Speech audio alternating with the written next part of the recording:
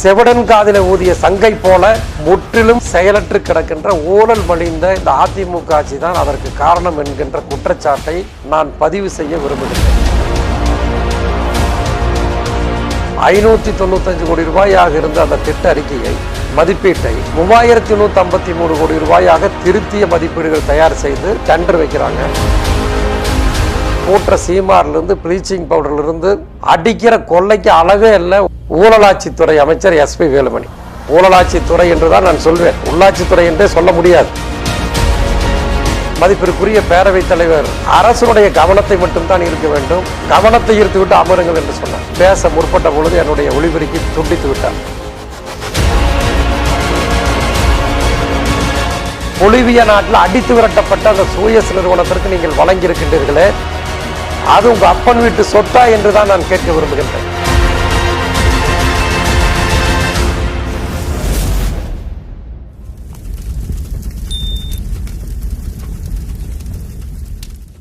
வணக்கம். இப்போ நம்ம யாரை சந்திக்க வந்திருக்கோம்னா, கோவை மாநகர் கிழக்கு மாவட்ட திராவிட முன்னேற்ற கழக பொறுப்பாளரும் சிங்காநல்லூர் சட்டமன்ற தொகுதி உறுப்பினருமான அண்ணன் கார்த்திக் MLA அவர்களை தான் சந்திக்க வந்திருக்கிறோம். அவரிடத்தில் சில சூயஸ் பற்றிய முக்கியமான கேள்விகளை கேட்க இருக்கிறோம். வாங்க பார்க்கலாம். அண்ணா வணக்கம்ண்ணா. வணக்கம். வணக்கம். இப்போ எப்படின்னா தேர்தல் பணிகள் எப்படி போயிட்டுருக்குங்கண்ணா? தேர்தல் பணிகள் 2021ஆம் ஆண்டு இந்த ஆண்டு நடைபெறக்கூடிய தமிழக சட்டப்பேரவை தேர்தலில் திராவிட முன்னேற்றக் கழகம் இந்த கோவை மாவட்டத்தில் அனைத்து தொகுதிகளிலுமே மிகப்பெரிய வெற்றி பெறத்தக்க வகையில் எங்களது கழகத் தலைவருடைய பல்வேறு ஆலோசனைகளின்படி மிகச்சிறப்பான முறையில் எங்களது மாவட்ட கழக பொறுப்பாளர்கள், கட்சியினுடைய தொண்டர்கள், அனைத்து நிர்வாகியும் நல்லா உத்வேகமாக வேலை செஞ்சிட்ருக்கிறாங்க.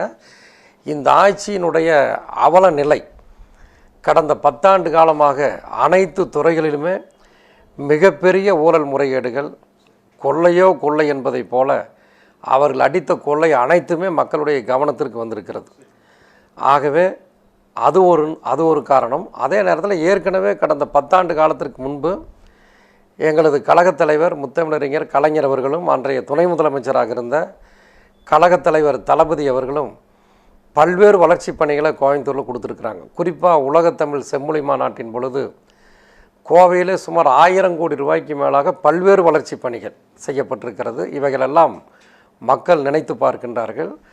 ஆகவே இந்த 10 ஆண்டு கால ஆட்சியினுடைய அவலங்கள் என்பது இந்த ஆட்சி மீது இருக்கக்கூடிய பல்வேறு எதிர்ப்புகள் மிகப்பெரிய அளவில் மக்கள்கிட்ட இருக்குது. ஆகவே தேர்தல் பணி என்பது திராவிட முன்னேற்ற கழகத்தினுடைய தேர்தல் பணி என்பது மிக சிறப்பான முறையிலும் களத்தில் அதிமுகவை வீழ்த்துகின்ற அளவுக்கு வியூகங்கள் வகுத்து நாங்கள் பணியாற்றி வருகின்றோம். இப்போது கோவை மாநகரத்தில் இருக்கிற முக்கியமான ஒரு இடத்துல இருக்கிற MLAவாக இருக்கிற நீங்கள், சூயஸ் நிறுவனத்தில் அதிமுக அரசு மிகப்பெரிய குடிநீர் திட்டத்தை கொடுத்துருக்காங்க.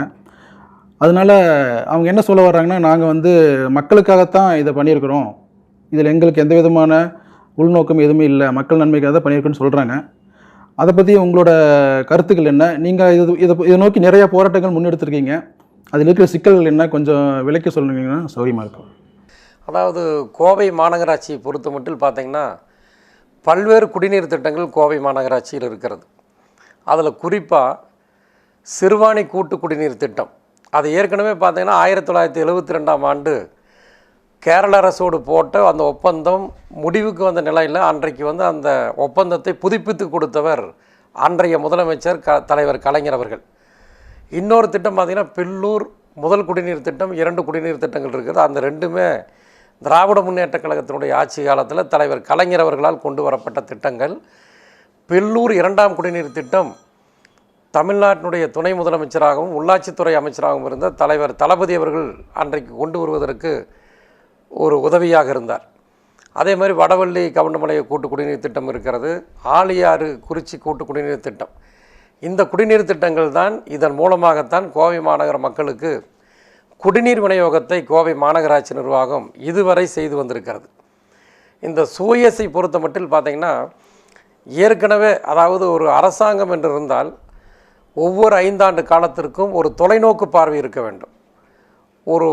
ஒரு பகுதியில், ஒரு நகர் பகுதியில் ஒவ்வொரு ஆண்டும் அதை தொடர்ந்து ஒரு 5 ஆண்டு காலத்திற்கு மக்கள் தொகை எவ்வளவு அதிகரிப்பார்கள் என்பதை கணக்கிட்டு ஏற்கனவே இருக்கக்கூடிய அந்த குடிநீர் திட்டங்களை மக்கள் தொகையினுடைய வளர்ச்சிக்கேற்ப உருவாக்கி கொடுக்க வேண்டும். அது அரசாங்கத்தினுடைய கடமை. அந்த அடிப்படையில் பார்த்திங்கன்னா ஏற்கனவே இந்த நகரத்தில் பருகி கொண்டிருக்கக்கூடிய பில்லூர் முதல் குடிநீர் திட்டம், இரண்டாம் குடிநீர் திட்டம், இது ரெண்டுமே திமுக ஆட்சியில் கொண்டு வந்தது. அதே மாதிரி சிறுவாணி கூட்டு குடிநீர் திட்டத்தை ஏற்கனவே நான் சொன்ன மாதிரி அந்த திட்டத்தை கேரள அரசோடு புதுப்பித்து கொடுத்தவர் தலைவர் கலைஞர். இதுக்கிடையில் பார்த்திங்கன்னா 2009ஆம் ஆண்டு பில்லூர் முதல் குடிநீர் திட்டத்திற்கு தலைவர் கலைஞர் அவர்கள் 140 கோடி ரூபாய் நிதி ஒதுக்கினார். 140 கோடி ரூபாய் நிதி ஒதுக்கி அந்த கட்டுமான பணிகள் நடைபெற்று 2011ஆம் ஆண்டு ஜனவரி 31ஆம் தேதி என்று மாநகர மன்றத்தில் இருந்த மேயர், துணை மேயர், இங்கிருந்த நம்முடைய மாவட்ட அமைச்சர் அன்பிற்குரிய அண்ணன் பொங்கலூரார் அவர்கள், அதே மாதிரி அனைத்து கட்சியினுடைய தலைவர்கள் எல்லாமே பில்லூர் அணைக்கட்டு பகுதிக்கு நாங்கள் போய் பார்த்தோம். கிட்டத்தட்ட 90% பணிகள் முடிவடைந்த நிலையில் 2011ஆம் ஆண்டு ஆட்சி மாற்றம் ஏற்பட்டது. ஆனால் அதுக்கு பின்னாடி பார்த்திங்கன்னா அந்த திட்டத்தை செயல்படுத்த வேண்டிய பொறுப்பில் இருந்த அதிமுக அந்த திட்டத்தை செயல்படுத்தவில்லை, கிடப்பில் போட்டாங்க. 2016 வரைக்கும் இழுத்துட்டாங்க. அந்த திட்டம் 2016ஆம் ஆண்டு தான் முழுமையாக மக்களுக்கு பயன்படுத்தப்பட்டன. இதில் குறிப்பாக சூயஸை பொறுத்த மட்டில் பார்த்திங்கன்னா ஏற்கனவே திராவிட முன்னேற்ற கழகத்தினுடைய ஆட்சி காலத்தில் 24x7 வாரத்தில் 7 தினங்களும் 24 மணி நேரமும் பொதுமக்கள் எப்போ குடிநீர் வேண்டும் என்று சொன்னாலும் அவருடைய குழாயை திருப்பினால் தண்ணீர் வர வேண்டும். அதற்காக உருவாக்கப்பட்ட ஒரு திட்டம். அதற்கு தொழில்நுட்ப அறிக்கை திராவிட முன்னேற்ற கழகத்தினுடைய ஆட்சி காலத்தில் கோவையில் உருவாக்கப்பட்டது. அதற்கு 595 கோடி ரூபாய் நிதி ஒதுக்கி நிதியினை மத்திய மாநில அரசுகள் வழங்க வேண்டும் என்று சொல்லி கோவை மாநகர மன்றத்தில் 31/1/2011ஆம் ஆண்டு நாங்கள் தீர்மானம் நிறைவேற்றி, அதாவது தொழில்நுட்ப திட்டறிக்கை, இந்த நிதியும் வேண்டும் என்று சொல்லி மதிப்பீடுகள் அடங்கி அந்த தீர்மானத்தை நாங்கள் அரசுக்கு பரிந்துரை செய்தோம். அதற்கு பிறகு ஆட்சி மாற்றத்திற்கு பிறகு ஆட்சிக்கு வந்த அதிமுக அது உடனடியாக அதை செயல்படுத்தி இருக்கணும். செயல்படுத்தி இருந்தால் இன்றைக்கு கோவை மாநகராட்சி பகுதியில் இவ்வளவு பெரிய குடிநீர் பற்றாக்குறை ஏற்பட்டிருக்காது. ஒவ்வொரு கோடை காலத்திலும் ஒரு 6 மாத காலம் மிகப்பெரிய அளவில் கோவையில் குடிநீர் பற்றாக்குறை இன்றைக்கு இருந்து கொண்டு இருக்கிறது. அதுக்கு ஒரே காரணம் செயலிழந்து கிடக்கின்ற அனைத்து துறைகளிலுமே செயலற்று கிடக்கின்ற ஊழல் மலிந்த இந்த அதிமுக ஆட்சி தான் அதற்கு காரணம் என்கின்ற குற்றச்சாட்டை நான் பதிவு செய்ய விரும்புகின்றேன். இதில் பார்த்திங்கன்னா அன்றைக்கு திமுக ஆட்சியில் 2011ஆம் ஆண்டு 24x7 குடிநீர் திட்டத்திற்கு நாங்கள் அனுமதி கேட்டு தான் மத்திய மாநில அரசுகளுக்கு நாங்கள் அனுப்பி வைத்தோம், நிதி ஒதுக்க வேண்டும் என்று சொல்லி. யாருக்கும் எந்த ஒப்பந்ததாரருக்கும் அன்றைக்கு நாங்கள் டெண்டர் கொடுக்குற நிலைக்கே வரல. அந்த திட்டத்தை தயாரித்திருந்தோம், அனுமதிக்கு தான் அனுப்பிச்சிருந்தோம். ஆனால் அதற்கு பிறகு ஆட்சிக்கு வந்தவங்க பார்த்திங்கன்னா அந்த திட்டத்தை அப்படியே கிடப்பில் போட்டாங்க. ஒரு 7 ஆண்டு காலமாக 8 ஆண்டு காலம் கிடப்பிலே போட்டுவிட்டு 2018ஆம் ஆண்டு அந்த திட்டத்தை கையில் எடுக்கிறார்கள். எடுத்து அதுக்கு நிதியை அதாவது மதிப்பீடுகள் அதிகமாக தயாரிக்கிறாங்க.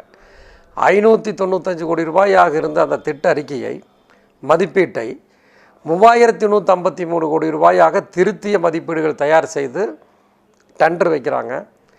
டெண்டர் வச்சு, அதாவது 8 ஆண்டு காலம் ஒரு குடிநீர் திட்டத்தை காலதாமதமாக கிடப்பில் போட்டு எடுக்கிறாங்க இந்த ஆட்சியாளர்கள். இதே மிகப்பெரிய ஒரு வரலாற்று பிழை. இந்த கோவை மாநகர மக்களை வஞ்சிக்கின்ற ஒரு செயலாகத்தான் இதை நான் கருதுகின்றேன். அப்படி எடுக்கிறவங்க என்ன பண்ணுறாங்கன்னா அந்த டெண்டரை ஒரு வெளிநாட்டு நிறுவனத்திற்கு வழங்குகின்றார்கள். அந்த வெளிநாட்டு நிறுவனம் பல பேர் இன்றைக்கி பார்க்குறாங்க. அதாவது சூயஸ் அப்படின்னா ஏதோ என்ன திட்டம், குடிநீர் திட்டம் அப்படிங்கிற மாதிரி பல பேர் நினச்சிட்டு இருக்கிறாங்க. சூயஸ் என்பது ஒரு பன்னாட்டு நிறுவனம், பிரான்ஸ் நாட்டை சேர்ந்த ஒரு பன்னாட்டு நிறுவனம். உலக நாடுகளில் பல்வேறு ஒப்பந்தங்களை எடுத்து பணியாற்றக்கூடிய ஒரு ஒப்பந்த நிறுவனம் அது. அந்த நிறுவனம் பார்த்திங்கன்னா ஏற்கனவே பார்த்திங்கன்னா, அதாவது பொலிவியா என்ற ஒரு நாட்டில் கொச்சம்பா நகரில் அங்கே இருக்கக்கூடிய மக்களுக்கு குடிநீர் விநியோக உரிமையை அந்த நிறுவனம் எடுத்திருந்தது. அப்படி எடுத்து அந்த குடிநீர் விநியோகத்தை செய்வதில் பல்வேறு கட்டுப்பாடுகளை அந்த நிறுவனம் விதித்தது. பல்வேறு கட்டுப்பாடுகள் என்று சொன்னால், கார்டு போட்டால் தான் தண்ணி எடுக்கலாம். அதே மாதிரி பார்த்திங்கன்னா கடுமையான பன்மடங்கு குடிநீர் கட்டண உயர்வு. இதெல்லாம் பண்ணுனால என்ன ஆகி போச்சுன்னா, மக்கள் ஆழ்குழாய் கிணறு போட்டாவது தண்ணி எடுத்துக்கலாம் அப்படின்னு சொல்லி அவங்கவுங்க வீடுகளில் ஆழ்குழாய் கிணறு போடுறப்போ அதற்கும் அந்த சூயஸ் நிறுவனம் தடை செய்தது. ஆற்று நீரை எடுக்கக்கூடாது என்று சொல்லி தடை செய்தது. ஆகவே அந்த பொலிவியா நாட்டில் கொச்சம்பா நகரில் இருந்த அந்த மக்கள் அத்தனை பேருமே கொதித்து போனார்கள். கொதித்தெழுந்து மிகப்பெரிய புரட்சி செய்தார்கள். தன்னெழுச்சி போராட்டம் நடத்தி அந்த சூயஸ் நிறுவனத்தை அந்த நாட்டை விட்டு அடித்து விரட்டினார்கள். அப்படி அடித்து விரட்டப்பட்ட நிறுவனம் தான் சூயஸ். அந்த நிறுவனத்திற்கு கோவையில் பார்த்தீங்கன்னா ஊழலாட்சித்துறை அமைச்சர் எஸ்பி வேலுமணி. ஊழலாட்சித்துறை என்று தான் நான் சொல்வேன், உள்ளாட்சித்துறை என்றே சொல்ல முடியாது. அந்த துறையில் பார்த்தீங்கன்னா கூட்டுற சீமாரிலிருந்து ப்ளீச்சிங் பவுடர்லேருந்து அடிக்கிற கொள்ளைக்கு அளவே இல்லை. உள்ளாட்சித்துறை அமைச்சர், ஊழலாட்சித்துறை அமைச்சர் எஸ்பி வேலுமணி. ஆகவே அவர் அப்படி தான் கூப்பிடணும். அப்படிப்பட்ட இந்த ஊழலாட்சி துறையில் பார்த்திங்கன்னா அந்த சூயஸ் என்ற நிறுவனத்திற்கு அந்த ஒப்பந்தத்தை கொடுத்துட்டாங்க. அதற்கு கொடுப்பதற்கு மிக காரணமாக இருந்தவர் எஸ்பி வேலுமணியினுடைய சகோதரர் எஸ்பி அன்பரசன். அதாவது ஒட்டுமொத்தமாக இந்த ஒப்பந்தம் மட்டுமல்ல, இந்த கோவை மாவட்டத்தில் மட்டுமல்ல, தமிழ்நாட்டிலேயே எல்லா உள்ளாட்சி துறையில் யாருக்கு என்ன வேலை கொடுக்கணுங்கிற அதை முடிவு செய்யக்கூடிய ஒரு நபர் யாருன்னா எஸ்பி அன்பரசன் தான். இது எழுதப்படாத சட்ட விதிகள் உள்ளாட்சி துறையில். அப்படிப்பட்ட அந்த ஒப்பந்தத்தை அந்த துறைக்கு அந்த சூயஸுக்கு கொடுத்த உடனேயே, இந்த தகவல் கிடைத்த உடனேயே எங்களது கழகத் தலைவர் தளபதி அவர்கள் மிக கடுமையாக எச்சரிக்கை செய்தார், கண்டன அறிக்கை வெளியிட்டார். அதாவது பொலிவியா நாட்டில் அடித்து விரட்டப்பட்ட அந்த நிறுவனத்திற்கு ஒப்பந்தம் தரக்கூடாது, அது ரத்து செய்ய வேண்டும், கோவை மக்கள் பாதிக்கப்படுவார்கள், உடனே ரத்து செய்ய வேண்டும் என்று சொல்லி எச்சரிக்கை விடுத்தார். அது மட்டும் இல்லைங்க, அன்றைக்கு பார்த்தீங்கன்னா தமிழக சட்டப்பேரவை கூட்டத்தொடர் அன்றைக்கு நடைபெற்று வந்தது. நிதிநிலை அறிக்கை சம்பந்தமாக விவாத கூட்டத்தொடர் நடந்து வந்தது. அப்படி நடந்து வந்த நேரத்தில் கோவையைச் சேர்ந்த திராவிட முன்னேற்ற கழகத்துடைய சட்டப்பேரவை உறுப்பினர் என்ற முறையில் கழகத் தலைவர் என்னை சிறப்பு கவன ஈர்ப்பு தீர்மானத்தில் பேசுங்க கார்த்தி அப்படின்னு சொல்லி என்னை பேசுவதற்கு எனக்கு ஒரு வாய்ப்பை வழங்கினார். பேசுவதற்கு கூட எங்களது தலைவர் சொல்லி, எங்களது கொறடா அண்ணன் சக்கரபாணி அவர்கள் என்னை நேரடியாகவே பேரவைத் தலைவருடைய அறைக்கு அழைத்து சென்று, இந்த மாதிரி கோவையில் இந்த மாதிரி ஒரு குடிநீர் பிரச்சனை சூயஸுக்கு வழங்கியிருக்கின்றார்கள், மக்கள் கடும் கோபத்தில் இருக்கிறார்கள், ஆகவே எங்களது தலைவர் கார்த்திகை பேச வேண்டும் என்று சொல்லியிருக்கிறார், ஆகவே பேச அனுமதிக்க வேண்டும் என்று சொல்லி சிறப்பு கவன ஈர்ப்பு தீர்மானம் கொடுக்கின்றோம். பார்த்தீங்கன்னா ஒரு வார காலதாமதமாக அந்த தீர்மானத்தை எடுத்தார்கள். பேசுவதற்கு எனக்கு வாய்ப்பு வழங்கப்பட்டது.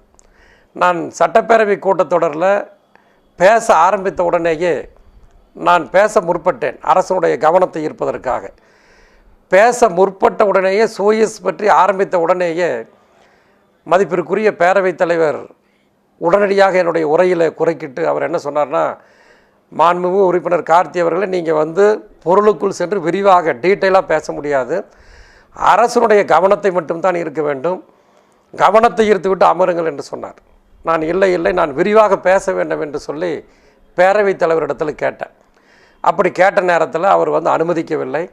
நான் மீறி பேச முற்பட்ட பொழுது என்னுடைய ஒளிபெருக்கி துண்டித்து விட்டார். அதுக்கு பின்னாடி பார்த்திங்கன்னா கோவையில் கோவையினுடைய மக்கள் அத்தனை பேருமே கொதித்து போயிருந்தார்கள்.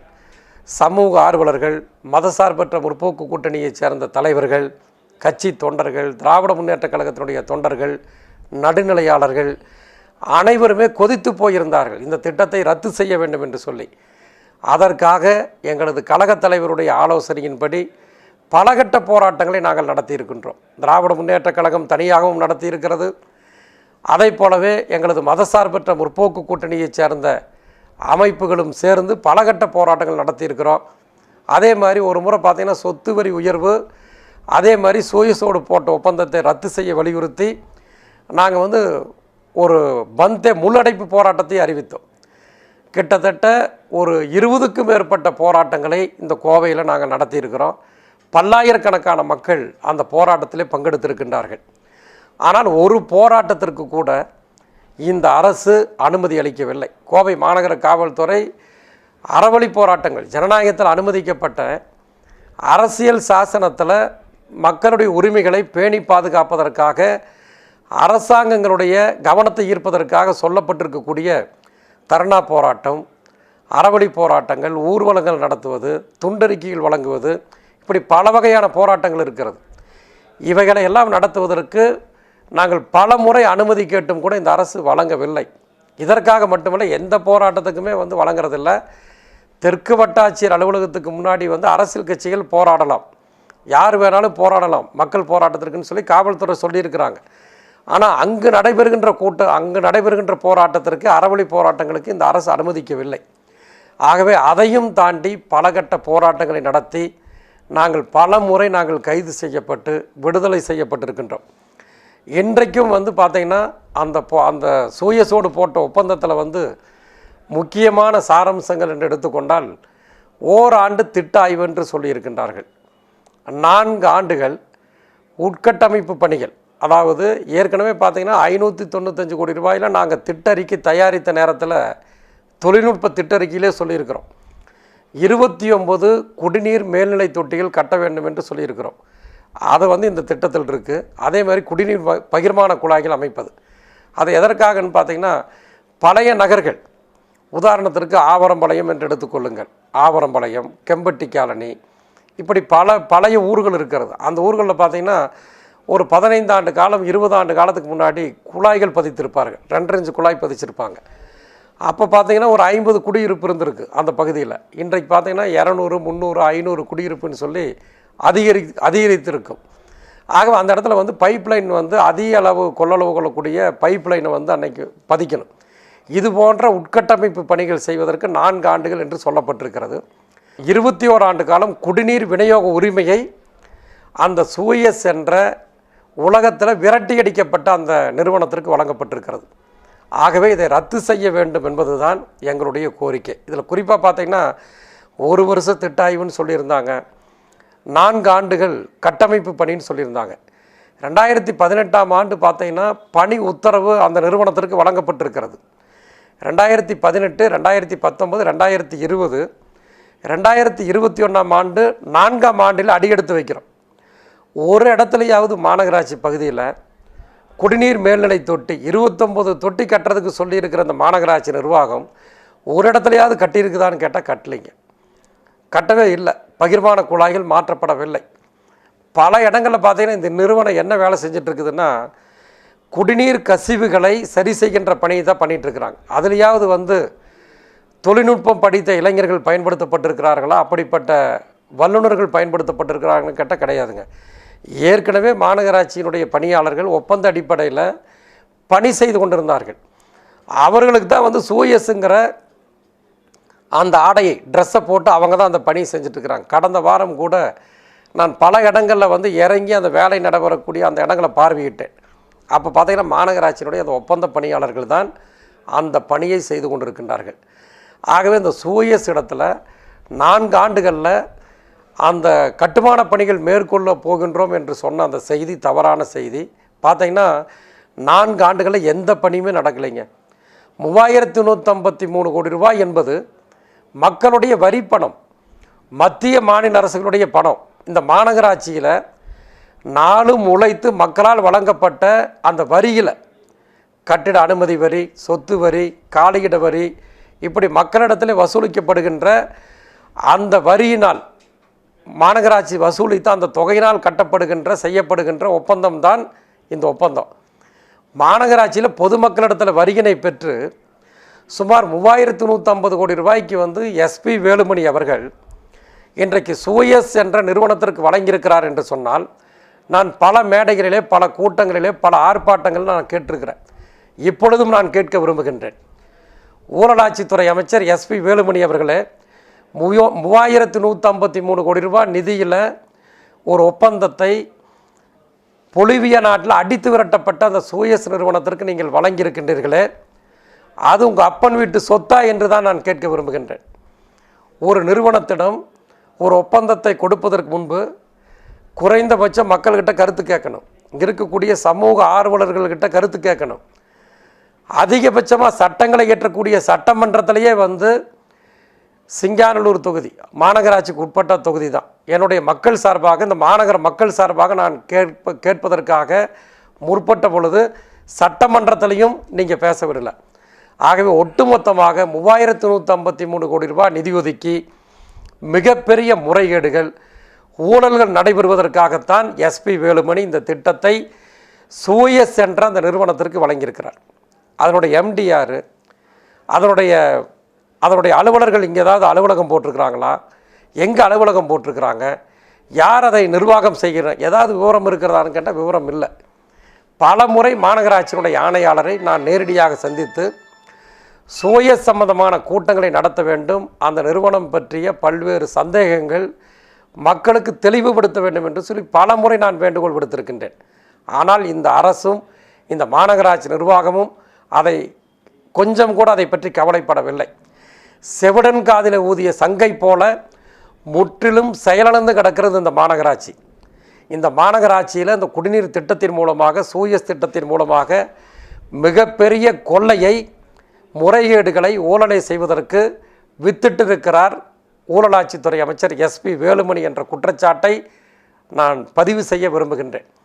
ஆகவே இந்த திட்டத்தை பொறுத்தமட்டில் எங்களது கழகத் தலைவருடைய ஆலோசனையை பெற்று தொடர் போராட்டங்களை நடத்தி கொண்டிருக்கிறோம். இன்னும் இந்த திட்டம், இந்த ஆட்சி இருக்கும் வரை, ரத்து செய்யும் வரை நாங்கள் நிச்சயமாக இந்த போராட்டங்களை நாங்கள் முன்னெடுப்போம். அது மட்டுமல்ல, எங்களது கழகத் தலைவர் தளபதியினுடைய தலைமையில் நிச்சயமாக வருகின்ற இந்த ஆண்டு 2021ஆம் ஆண்டு தமிழக சட்டப்பேரவை தேர்தலுக்கு நடைபெறுகின்ற பொது தேர்தலில் மிகப்பெரிய வெற்றியை, ஒரு இமாலய வெற்றியை 1981ஆம் ஆண்டு கழகத் தலைவர் கலைஞர் தலைமையில் 184 இடங்கள் திராவிட முன்னேற்றக் கழகம் மகத்தான வெற்றி பெற்றது. அதற்கு பிறகு அதையும் தாண்டி இந்த ஆண்டு நடைபெறுகின்ற சட்டப்பேரவை தேர்தலில் 234 தொகுதிகளிலும் திராவிட முன்னேற்றக் கழகம் எங்களது கழகத் தலைவர் தளபதியினுடைய தலைமையில் மகத்தான வெற்றி பெறும் என்பதில் எந்த விதமான சந்தேகமும் இல்லை. அப்படி வெற்றி பெற்று எங்கள் கழகத் தலைவர் ஆட்சி பொறுப்பில் அமர்வார். அமர்ந்த உடனேயே கோவை மாநகர மக்களுடைய வேண்டுகோளை ஏற்று நிச்சயமாக இந்த சூயஸோடு இந்த மாநகராட்சி நிர்வாகம் போட்ட ஒப்பந்தம் ரத்து செய்யப்படும் என்பதை மாநகர மக்களுக்கு நான் தெரிவித்துக் கொள்கின்றேன் என்பதை இந்த நேரத்தில் அன்போடு தெரிவித்துக் கொண்டு, இந்த இனிய சந்திப்பு சூயஸ் பற்றிய, அதாவது மக்கள் விரோதமான அந்த திட்டத்தை, சூயஸ் திட்டத்தை ஏன் எதிர்க்கிறோம் என்கின்ற அந்த கலந்துரையாடலுக்காக எனக்கு ஒரு வாய்ப்பினை வழங்கியிருக்கக்கூடிய திராவிடன் நாளிதழுக்கும் திராவிடன் தொலைக்காட்சிக்கும் கோவை மாநகர மக்கள் அனைவர் சார்பாகவும் என்னுடைய இனிய வணக்கத்தையும் நன்றிகளையும் தெரிவித்துக் கொள்கின்றேன்.